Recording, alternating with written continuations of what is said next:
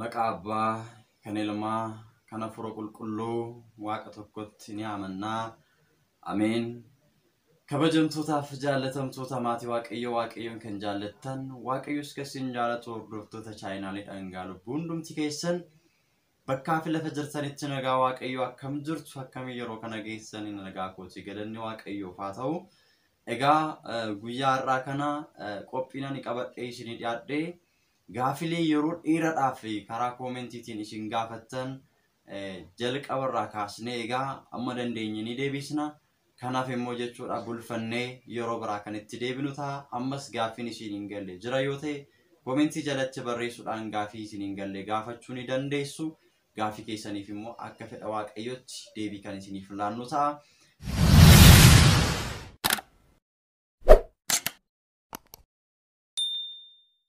Yeroo darbe egaatii obboleettiin keenya kan narra qaqqabe isinirra akka hin qaqqabneef jettee yaada isinii dabarsitee turte.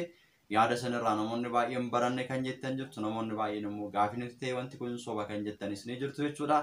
Haa ta'uutii egaa obboleettiin keenya ijoollee dhala nama dhoogguu baay'ina nama hir'isu bichaa osoo hin taane sammuudhuma keenya iyyuu qabannee akka biyyatti hin galle kan nuti taasisu fakkaata. Maaliif illee gisee jettanii marfichi suni tasuma marfee sirrii miti inni. Ani maal akka fayyadaman hin beeku garuu ani salama fudhadheera marfee sana. Salama fudhadhee ji'a sadi walirraa tureen fudhadhee ndawum ammayyuu kan jira tokko qabda marfee tokko jedhame ji'a sadiin booda jechuudha. Jennaan an isaan fudhadhu deebi'ee ani immoo iyyuu dhaloota koorra mana yaalaa deemuu fi dawaa fudhachuu baay'ee tokkoon jibban bakka jaladhu mana yaalaa deemuu hin deemu yoo jedhuuni dirqama si dirqisiisu hin iyyuu baay'ee tokko si waqqasu ani waqqasumaa fi iyya isaaniin barbaadu bakka hanga naaf danda'ameen hunda koo fixee hojjedhee hojiin hojjedhu san immoo dhugummaadhaan hojjedhee tuni jiraachuun barbaada. Namni akkanatti gammadu natti gaddu osoo hin ta'in waaqayyo koorraatiin argachuudhaaf kan barbaada waan ta'eef jechuudha.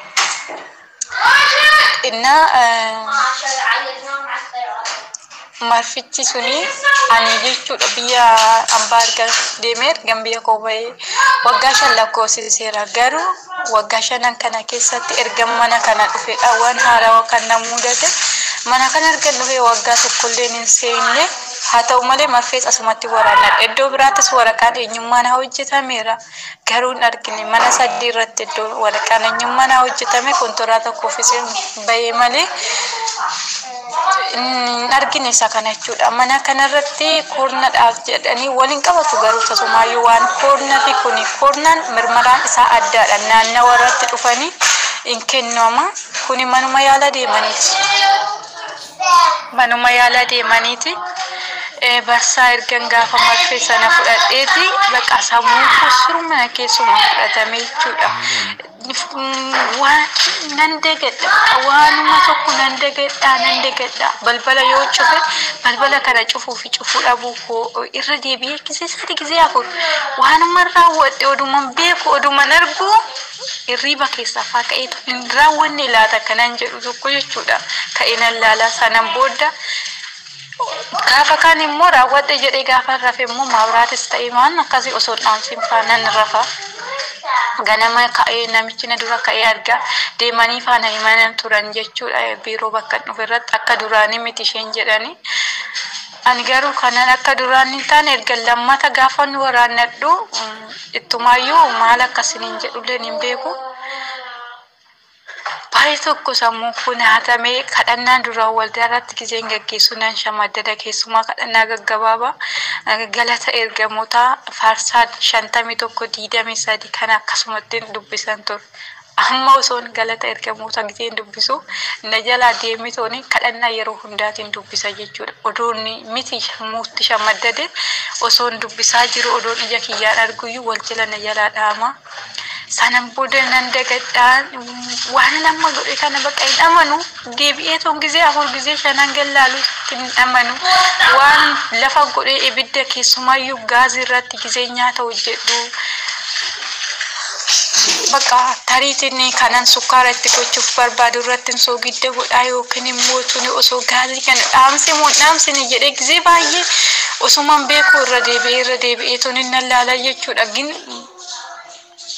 Gubees nan beeka guyyaa tokko kanan sin dhibu lukkuu ibiddarra godhee toniin uffata tokkosuudhaaf gara keessaa seenee ani argin dagadhe ani akkam isaa hojjechaa jirullee jechuudha. Silam lukkuu affeeleetiin xabbatan ture ergan bishaan affeelee haga bilchaatuuf jedheetini kana xumuruudhaaf gal.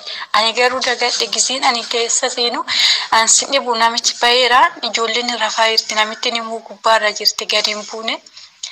Gizeen balbala alaabanu gibbii hunduu nuti immoo baadiyaa keessa waan taaneef gibbiin baay'ee bal'aadha. Kushiinanis gara alaa jira. Kushiinaan mul'atu baradistii fi lukkuun illee waluma fakkaata jechuudha. Ergasii isa dhaamsee dafee kan biraa bishaan daffaadhaan baradoo irraa balleessee haala saniin hojjedhe. Gizee hunda bakka ani beeku minaalbaata warree ijoolleen haala kanaatiin waan akkasii lammata fudhachuudhaaf deeman.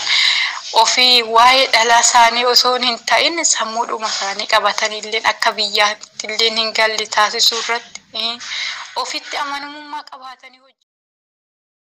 Haa ta'uutii egaa obboleettiin keenya kan isinii dabarsite waan ishii irra gaheedha waan argiteedha malee wanta adda biraa miti waan ta'eef kan dhugaadha jettanii amantanii fudhattan egaa yoo dhugaas ta'e yoo sobas ta'e irraa of eeguun barbaachisaadha.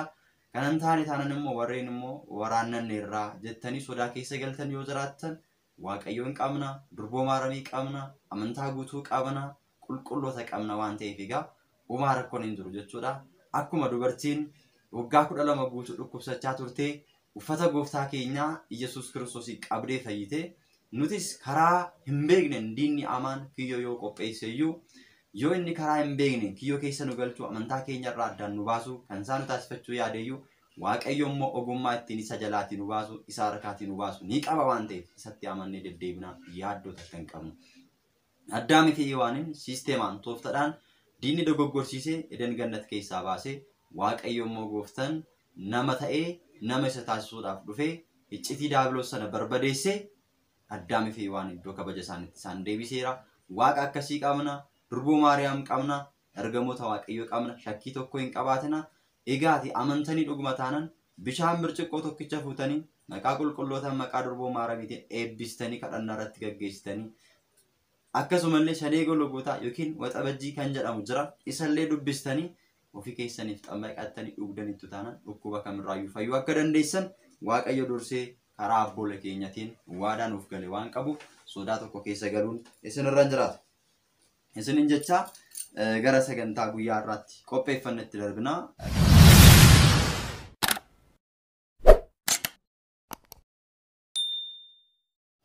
Guyyaa irraa egaa gaaffilee yeroo dheeraadhaaf isin biraatti kaa turanitti deebii kan deebisnu ta'a jechuudha. Inni jalqabaa gaaffiin jalqabaa suuraa qulqullootaa naxalaa fi uffata irratti taasisuun rakkoo qabaayi uffanni xuraa'ee ni miiccama miti gaaffii jedhudha kan gaafatamne jechuudha. Yeroo baay'ee akka mana amantaa keenyatti namoonni naxalaa isaan irrattis haa ta'u uffannaa isaan irrattis haa ta'u jaalala qulqullootaaf qaban jaalala mana amantaadhaaf qabaniif jedhanii jaalala fannoo gooftaa keenya Iyesuus Kiristoosiif qabaniif jedhanii naxalaa isaan irrattis haa ta'u akkasumallee uffannaa isaan irratti yeroo isaan kaasanii fi galii mana amantaa keenyaadhaaf ittiin sassaabuudhaaf illee jedhamee yeroo itti tisheertii irratti naxalaa irratti suuraan qulqullootaa akkasumallee fannoon gooftaa keenya qoricha keenya Iyesuus Kiristoos manni amantaa kanaaf kan kana fakkaatan yeroo irratti kaafamee gabaa irratti ba'ee gurguramu ni argina. Haa ta'u egaa dhimma kana maal inni jennee gaafa ilaallu inni kun jaalala nuti fannoodhaaf qabu agarsiisa. Jaalala nuti qulqullootaaf qabu agarsiisa. Jaalala nuti haadha keenya durboo Maariyaamiidhaaf qabnu agarsiisuudhaaf jecha ammam akka ishee jaalannuuf jecha ammam akka ishee jaalataniif jecha kiristaanonni hedduun isa kana mul'isuudhaan isa kana bakkeetti mul'isuudhaaf kan hojjechaa jiran jiru jechuudha. Egaati haa ta'u malee akkuma sana immoo miidhaalee ni qaba jechuudha. Akkuma faayidaa qabu akkuma amantii keenya ayzaabotatti beeksisnu akkuma immoo galii mana amantaa keenyaaf ittiin sassaabnu akkasumallee miidhaa qabaachuu ni mala. Kana gaafa jennu siiliin qulqullootaa kabaja qaba. Siilii qulqullootaa miti. Fannoo gooftaa keenyaa qoricha keenya Yesuus Kiristoos miti. Kan biraa hafuutii suuraan namaallee kabaja qaba. Hundi keessan ni beektu. Suuraa keessan waan kabajaniif kabaja waan qabuuf jecha mastaawotii yookiin daawwitii itti bittanii golgitanii qopheessitanii kan isin ol keessan kan namoonni baay'een ol kaa'an. Garuu akka amantaa keenyatti gaafa laallu kabaja suuree qulqullootaa yookiin siilii qulqullootaa yoo laalle siiliin qulqullootaa kabajaan taa'uu qaba. Iddoo ulfinaa taa'uu qaba. Mana amantaa keessatti gaafa taa'u golgaadhaan maggaarrajaadhaan kaawwamee kabajaan taa'uu qaba. Uffanni keenyallee kabaja waan qabuuf maal goona? Saaxinitti tolchinee shaanxaa adda addaa qopheessinee akka awwaarri hin xunneef jecha uffata keenya kabajnee ol keenya. Siiliin qulqullootaas immoo kabaja guddaa qaba. Isaan Kiristoosiif jedhanii aarsaa of taasisanii Kiristoosiif jedhanii fannoo keenya hin kunnu jedhanii morma isaanii dabarsanii kan isaan laatan gooftaa keenya Yesuus Kiristoos irraa kabaja argachuudhaaf ulfina argachuudhaaf waan ta'eef nutis immoo egaa kabajni isaanii kun kabaja keenyadha. Ulfinni isaanii ulfina keenyadha. Kibir ለሚገባት ክብር ስጡት ulfina warra barbaachisuuf ulfina kennaa waan jedhuuf keessumattuu siiliin qulqullootaa siiliin haadha keenya durboo Maariyaam siiliin gooftaa keenya Yesuus Kiristoos uumaa keenya Sillaasee siiliin manni amantaa keenya itti fayyadamtu kamnu ulfina qaba waan ta'eef kabajuun barbaachisaadha. Maa godhattu jechuu miti abbooliin keenyas godhachaa turanii akka godhataniifis eeyyamaa turan. Garuu ani kan isinitti himu inni guddaan Waaqayyoon jaallachuu keenya lapheen keenya ni beeka. Waan Waaqayyo mana Waaqayyoodhaaf gochuu yaanne karaa addaatiin gochuu hin dandeenya. Siilii sana uffachuun yookiin uffata keenya irratti gochuun suni gaarii ta'ee osoo jiru, amantii keenya mul'isu ta'ee osoo jiru, eenyummaa amantii keenyaa mul'isu ta'ee osoo jiru garuu uffanni nuti uffannu sun hin xuraa'a. Tokko lammaffaa immoo uffata sana gaafa uffannu uffata siiliin qulqullootaa irratti hojjetamee kaawwame sana gaafa uffannu ammam yaanni keenya ammam qulqullummaadhaan deddeebiinirra ammam amantii guutuu qabna. Siiliin qulqullootaa sun kabaja isaa ulfina isaa ammam itti amannee jirra kan jennu gaafa. Namoonni baay'een amantaa isaa qabaatan amantaa guutuu isaa qabaatan guutuu dhiisuu isaa qabaatan isa kana Waaqayyotu beeka. Garuu yeroo baay'ee siilii qulqullootaa kana gaafa uffatan ni argina. Uffatanii gaafa isaan gabaa keessa deeman, uffatanii lafa iddoo boo'ichaa gaafa dhaqan, uffatanii iddoo garaagaraa lafa iddoo hojii gaafa deeman ni argina. Gaafa iddoo hojii deemu lafa iddoo hojii sanitti fakkeenyaaf uffanni sun maal ta'a? Hin xuraa'a. Qoshosha jechuudha. Dafqi qaama keenya keessaa bahu uffata sana maal godha? Hin xureessa. Isarra darbee gara siilii sanaatti darbee siilii sun hin xuraa'a jechuudha. Gaafa sana immoo siilii sana maal goona deebinee laga buusnee yookiin ta'uu danda'a. Manattis ta'uu danda'a uffata sana gaafa miiccinu siiliin qulqullootaa sun gaafa miiccamu kalarii isaa maal ta'a dhufa irraa luqqaa dhufa. Gaafa kana egaati dhuguma isaa dubbachuudhaaf sammuma keenyatti, illinaa keenyatti, qaama keenyan dafqa qaama keenya keessaa bahuun lafa hojii deemnee hojii hojjennu balfa garaagaraatiin siilii sana qulqullootaa sana fannoo gooftaa keenya Yesuus Kiristoos sana xureessuun baay'ee nama gaafachiisa. Baay'ee namatti hin tolu jechuudha ijoollee Waaqayyoo. Hunkaan kaanaafuuti suurri keenya osoo lafa bahee bu'ee awwaara keessa bu'ee ammam akka nutti dhaga'amu laala. Ammam keessa keenyatti akka dhaga'amu laala. Suura sana fuunee ganaa irraa xarannee qulqulleessinee daawwitiidhaan keenya ol kaa'uudhaaf kan nuti yaadnu. Siiliin qulqullootaa immoo kana caala ulfina qaba, kabaja qaba waan ta'eef iyyuu siilii qulqullootaadhaaf kabaja laachuun barbaachisaadha. Kabaja qulqullootaaf laachuu keenya karaa adda addaatiin mul'isuu hin dandeenya. Hojii gaarummaa hojjennee mana Waaqayyoo ijaaruudhaan, sagalee isaa lallabuudhaan, sagalee isaa barsiisuudhaan, gaafii gaafatamneef deebii laachuudhaan, hojii gaarii hojjechuudhaan, maqaa qulqullootaatiin kan beelaan nyaachisuudhaan, maqaa qulqullootaatiin kan dheebotaan obaasuudhaan kabaja qulqullootaa mul'isuu ni dandeenya. Waan ta'eef osoo karaa kanaan mul'isne siilii qulqullootaadhaaf, siilii uumaa keenya Sillaaseedhaaf, haadha keenya durboo Maariyaamiidhaaf, walumaa galatti siilii manni qulqullummaa keenya fayyadamtu hundumaaf kabaja osoo kennine baay'ee gaariidha kan jedhu ergaa dabarsuun barbaada. Gaafii lammaffaan immoo alaabaan biyya keenyaa isa kamidha? Isa lummuuttidha moo isa asxaa qabudha kan jedhu gaafiin gaafatamee jira jechuudha. Tamasgeen Ambassaan kan jedhu irraati. Egaa yeroo darbe waa'ee alaabaa baranneerra alaabaan kabaja biyya kanaa kan mul'isudha. eenyummaa biyya kanaa kan ibsudha. Fannoon gooftaa keenya Yesuus Kiristoos immoo eenyummaa amantaa keenyaa, eenyummaa kiristaanummaa keenyaa kan ibsudha. Ani lammii Itoophiyaa ta'uu koo kan ittiin ibsu keessaa tokko alaabaa biyya koonidha. Biyya koo jaalachuu koo kan ittiin ibsu alaabaa biyya koonidha. Kiristaanummaa koo, amantaa koo, tawaahidoo jaalachuu koo kan ibsu immoo fannoo Kiristoosinidha. Manni amantaa keenyas kanaaf eenyummaa kiristaanummaa keenyaa, eenyummaa keenya ibsuudhaaf ijoollee waaqayyo ta'uu keenya, mana waaqayyo ta'uu isaa ibsuudhaaf gululaatii gubbaatti ol baastee kan ishiin keessu kanaafidha. Garuu namoonni tokko mana qulqullummaa keessa yoo seene alaabaan kun rakkoo qabaayi kan jedhanii gaafatanis waan jiraniif dhiibbaan inni amantaa keenya irratti geessu tokkollee hin jiru. Alaabaa sun gara sanitti seenuudhaaf alaabaan kan biyyaati, amantaanis kan biyya kanaati, manni amantaas kan biyya kanaati. Kanaaf amantaa fi biyyi waliitiin kan jiraatu. Biyyi bataskaana malee, bataskaan immoo biyya malee jiraachuu hin dandeessu waan ta'eef lachuu osoo miidhaa walirraan hin gahin wajjin jiraachuu ni danda'u waan ta'eef egaa akka biyyaatti garuu alaabaan biyya keenya Itoophiyaa kan asxaa ofirraa qabudha jechuudha. Kanaafiyyuu garaagarummaan jiru isa kana ta'uusaa akka beektanidha. Inni sadaffaani manaafiqiin fannoo ni kaawwatu. Manaafiqoonni fannoo ni kaawwatu. Kanaafi isaan ortodoksii jechuu dandeenyaayi silaa fannoo gooftaa keenya Yesuus Kiristoos ni kaawwatu. Fannoon immoo ibsituu eenyummaa kiristaanummaa keenyati. Ibsituu mana amantaa keenyati waan ta'eef jara kanaa maal jennaa? Dhuguma kiristaanadha, dhuguma ortodoksiidha, dhuguma amantaa tawaahidoo fudhataniiru isaaniin jennamoo jara kanaa maal jenna? Yeroo ammaa kana iddoo garaagaraatti yommuu isaan fannoo gooftaa keenya Yesuus Kiristoos morma isaanitti fannifatanii deeman ni argina jedhanii gaafiin gaafatame jira jechuudha. Egaa boleetti keenya Adaanachi kan jedhamtu jechuudha kan gaafii kana gaafate. Asirratti wanti nuti hubachuu qabnu namoonni morma isaanii irratti waan garaagaraa kan kaawwatan jiru. Odaa morma isaanii irratti kan kaawwatan jiru. Eenyummaa aadaa isaanii ibsuudhaaf jedhanii. Kana qofa osoo hin ta'in birriirraa kan hojjetamu morma isaaniitti kan kaawwatan qubee maqaa isaaniitiin illee kan tolchisiifatanii kaawwatan jiru. Fakkeenyaaf maqaan koo Dajaneedha.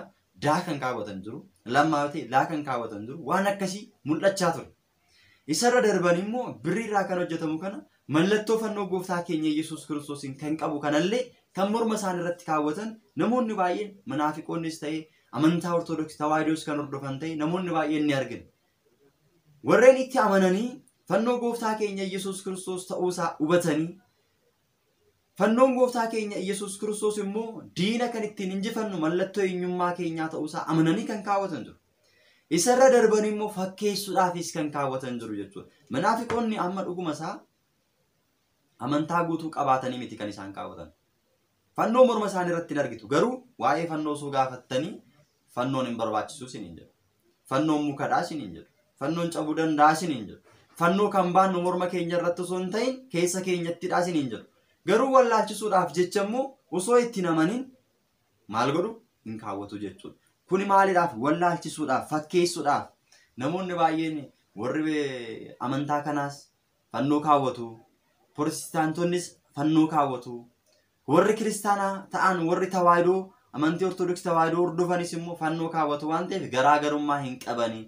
Amantaan iddoo hundumattuu maqaa gooftatu waamama jedhanii namoonni haaraa gara amantaatti hin dhufin dogongoranii gara isaanii akka dhufaniif karaaleen ittiin isaanitti wallaalchisanii harkisan keessaa inni tokko isa kana. Namoonni baay'een maal jedhu? Achittis maqaa Kiristoostu lallabama. Asittis maqaa Kiristoostu lallabama. Maqaa Waaqayyootu waamama. Maal rakkoo qaba kan jedhan jiru. Lakki rakkoo qaba. Asitti Yesuus Kiristoos Waaqadha. Yesuus Kiristoos uumaadha. Yesuus Kiristoos Waaqa keenyadha jennee amanu. Isaan immoo Yesuus Kiristoosii nuuf kadhataa jedhanii amanu. Nuti Yesuus Kiristoos murteessaadha jennee amanu. Isaan immoo maal jedhanii amanu? Yesuus Kiristoosii nuuf kadhataa, nu araarsa jedhanii amanu. Garaagarummaan jiru kana. Warra Musliimotaa bira yoo dhanne immoo Yesuus Kiristoosii ganaa dhalataa, masichi ganaa dhalataa, hin dhalanne jedhanii dhalachuu isaa eegu. Garaagarummaan isaa kana. Nuti garuu dhalateera. Fannoo irra ooleera. Fannoo isaatiin immoo diina injifateera. Kiyyoo daabiloosii aangoo daabiloosiin barbadeesse, haxxummaa daabiloosiin barbadeesse bilisa nu baaseera. Ganaa immoo firdiidhaaf ni dhufa jennee isaan immoo ganaa hin dhalata jedhanii.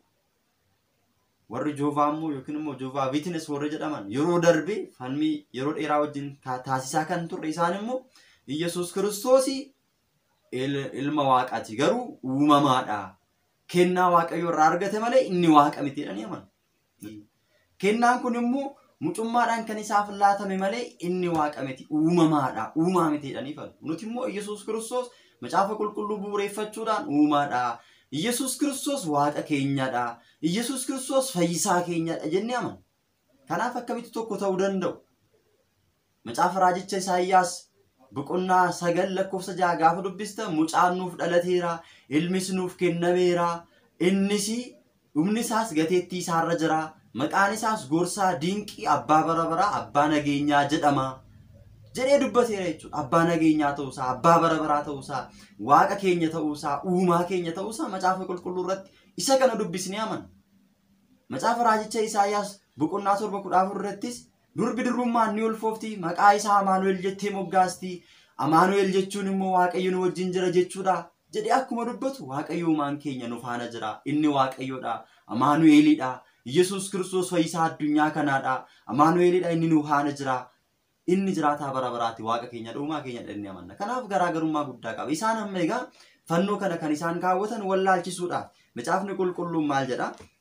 Asuma macaafa fakkeenyaa boqonnaa 13 lakkoofsa 7 gaafa dubbistan maal jedha seetan?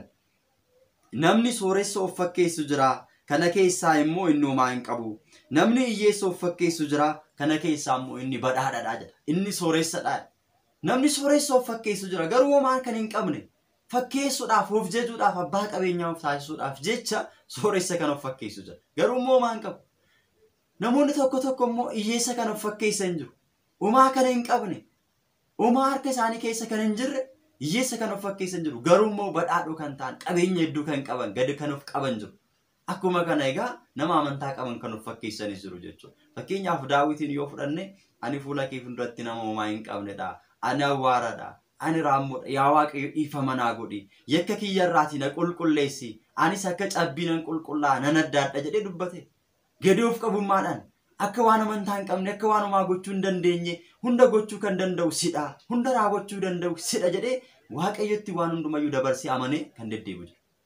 Kanaaf namoonni akkuma hiyyeessa of fakkeessan garuu badhaadhoo ta'an, akkuma kanammoo namoonni fakkeenyaaf mana amantaa keessatti kan tuuddaase irraa akka addaan baanu, ani kanan godhe, ani kanan hojjedhe, ani kiristaanadha, ani gaabbii galeera, ani qurbaana fudhadheera, ani qorrobeera, ani qorraabiidha. Kanaafiyyuu jedhanii kan nama baqatan, kan namarraa addaan ba'an baay'ee isaanii jiru of fakkeessuudha. Garuu immoo kan dhuguma amantaa guutuu qaban, kan hojii gaarii qaban, kan mana qulqullummaa keessa deddeebi'an hojii baay'ee gaarii ta'e hojjetan immoo akka waan homaa hojjenneetti kan deddeebi'an jiru. Akkuma kana egaa jarri kun of fakkeessuudhaaf kan isaan deddeebi'an. Maal gochuudhaaf? Namoota wallaalchisuudhaaf, karaarraa kaachisuudhaaf, fannoo waan kaawwatanii jiraniif, fannoo hidhatanii waan jiraniif, kiristaana akka isaan hin jedhaniif, gara isaaniitti akka dhufaniif, booddee immoo keessi isaanii gubbaa isaaniitu kiristaanadha. Mallattoo kiristaanummaa qaba malee keessi isaanii kiristaana kan isaan taasisuu danda'u amantii akka sanaan qaban. Fannoo hidhatan malee maalummaa fannootti waan namanneef wallaalchisuudhaaf, karaarraa kaachisuudhaaf kan raawwatan jiru jechuudha. Qulqulluun Phaawulos jarreen kanaan maal jedha? Ergaa isaa warra Xiimotewosiif ergeessa tokkoffaa boqonnaa 4 lakkoofsa 1 irraa kaasnee gaafa dubbisnu bara booddeetti namoonni tokko tokko hafuurota wallaalchisuudhaa fi barsiisa hafuurota hamootaa duukaa bu'anii amantii wangeelaa irraa akka garagalan hafuurri qulqulluun keessaa baasee ni dubbataadha. Bara booddeetti, bara dhumaatti namootiin gaggeessaa hafuurota hamootiin gaggeeffamanii wallaalchisuudhaaf, namoota karaarraa kaachisuudhaaf, wangeelatti namoonni akka namannee fi seera wangeelli isaan hin jedhu, macaafni qulqulluun kan isaan hin jedhu, Waaqayyoon kan isaan abbuume akka isaan hin raawwanneef karaarraa namoota kaachisuudhaaf kan dhufan akka jiran hafuurri qulqulluun ifaan ifatti ni dubbataadha. Warri sobduun of hin argineen yaadni garaa isaanii diinummaan gubame milikkita seexanaa godhate kun jara kana wallaalchisanii garagalchaniiru jedha. Keessi isaanii gubbaa isaanii kiristaana kan fakkaatan, keessi isaanii immoo diinummaadhaan haxxummaa seexanaatiin kan guutaman kun namoota baay'ee wallaalchisanii amantii ishee dhugaarraa maal godhaniiru? Garagalchaniiru. Amantii ishee dhugaarraa maal godhaniiru? Fiiksisaniiru jedhee macaafni qulqulluun ni dubbata jechuudha. Isaan kun warra amantiin qabni ta'uu isaanii warra amantii qaban immoo wallaalchisuudhaaf karaarraa isaan kaachisuuf akka isaan dhufan macaafni qulqulluun ni dubbata waan ta'eef jarreen kun dhuguma fannoo Kiristoositti amananii osoo hin taane eenyummaa fannoo Kiristoosiin beekanii osoo hin taane wallaalchisuudhaaf warreen deddeebi'an karaarraa warra nama kaachisan ta'uu isaanii beekuu danda'utu nurra jiraata jechuudha. Gaaffiin biraa manni amantaa keenya xilaa yookiin dibaabee maaliidhaaf fayyadamti gaaffii jedhudha jechuudha. Gaaffii lammaffaan jechuudha. Mana amantaa keenya keessatti xilaan jira. Xilaa yookiin dibaabee inni jennu jechuudha. Manni amantaa keenya kan fayyadamtu ni jira. Hundi keessan egaa hin beeku jedheen abdadha. Xilaa kan jedhamu isa kanadha jechuudha.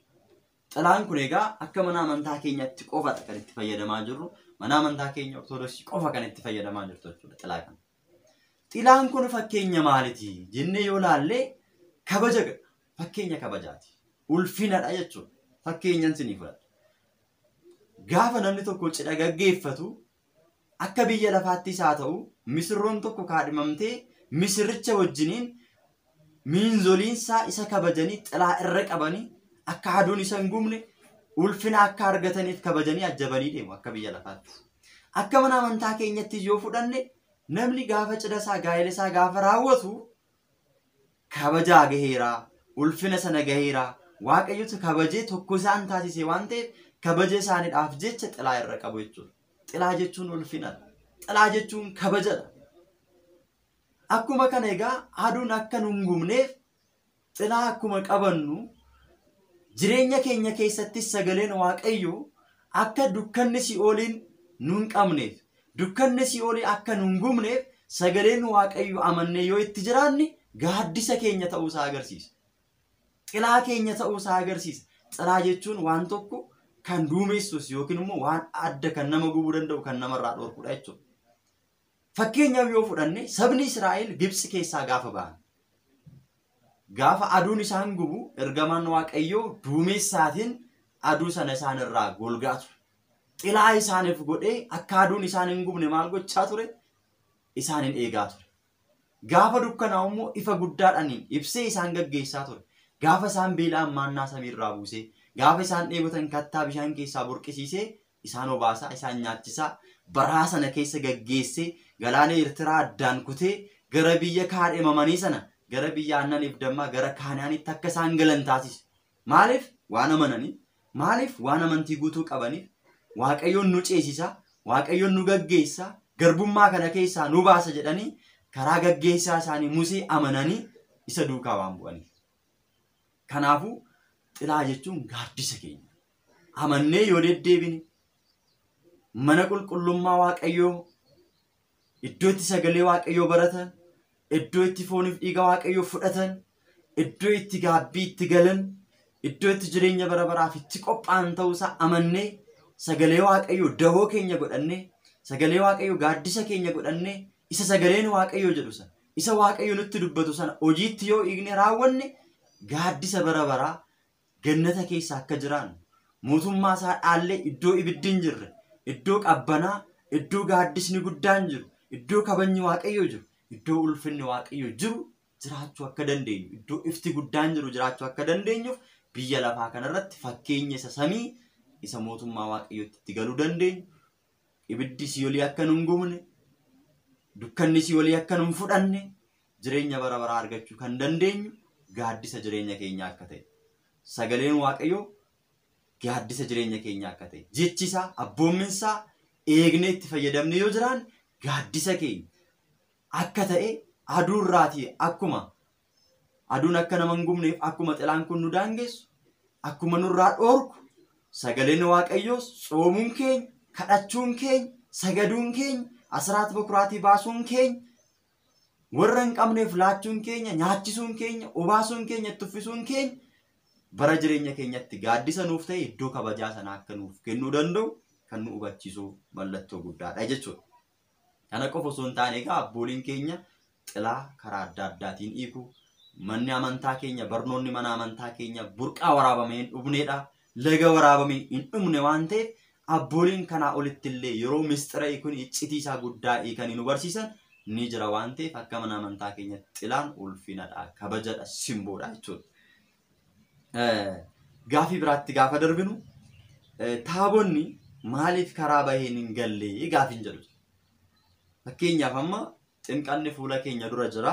Ximqata kabajuudhaaf egaa guyyoota muraasa torbeewwan muraasa kan nu hafan yeroo baay'ee haalli mijataan gaafa jiru taabonni karaa baheen deebi'ee hin galu jedhanii abbootiin keenya yeroo nu barsiisan jiru. Fakkeenya maalitii yoo jennee ilaalle macaafa qulqulluu keessatti fakkeenya guddaa qaba. Akka mana amantaa keenyatti fakkeenya guddaa qaba jechuudha. Inni jalqabaa wangeela Maatiyoosii boqonnaa 2 lakkoofsa 1 irraa kaasnee gaafa dubbisnu gooftaan keenya qorichi keenya Iyyasuus Kiristoos biyya lafaa kana bilisa baasuudhaaf garbummaa waggaa 5,500 Addaam fi Iwaan keessa jiraatan keessaa bilisa baasee bilisa isaan gochuudhaaf eenyummaa jireenya isaanii isa xuraa'ee ture sana gara qulqullummaatti isaaniif jijjiiruudhaaf Eden Gannat kan dhabanii turan sana iddoo isaanii kabaja isaaniitti isaan deebisuudhaaf jecha gooftaan keenya Iyyasuus Kiristoos foon ishee irraa foon lubbuu ishee irraa lubbuu fudhatee eessatti dhalateera? Beetelehemitti dhalateera. Gaafa inni Beetelehemitti dhalatu dursanii raajonni waa'ee dhalachuusaa raajaa turan. Mucaan ni dhalataa, durbi durbummaadhaan ni ulfoofti, maqaa isaas Amaanu'el jettee ni moggaasti.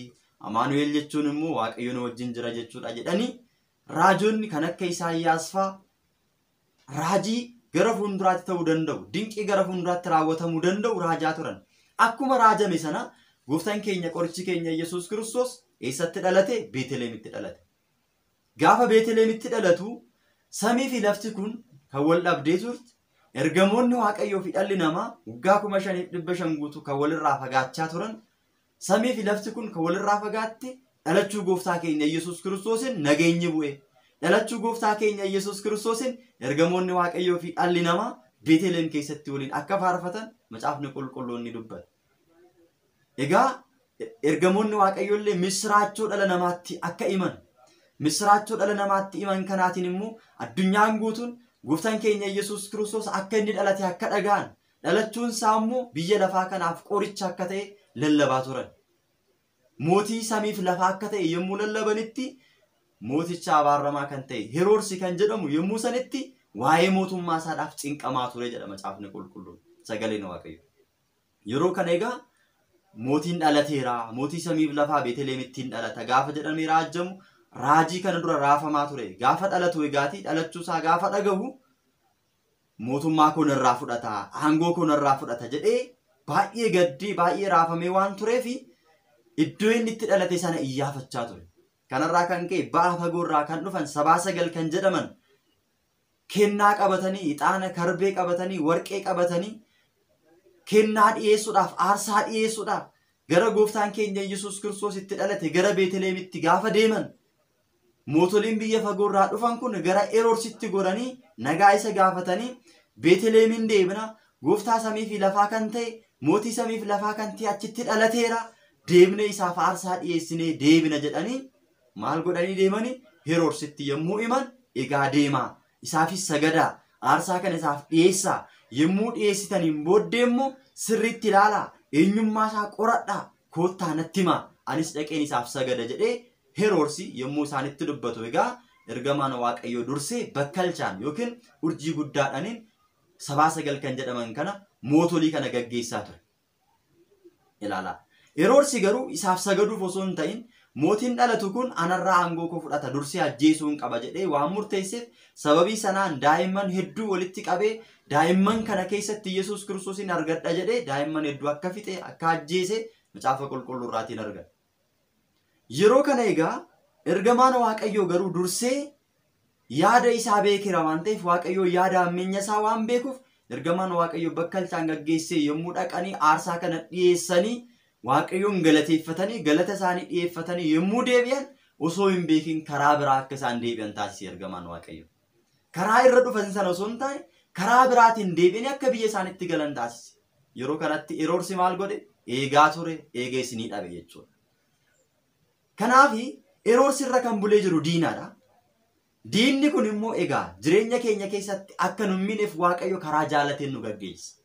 Karaa fedha isaatiin nu gaggeessa.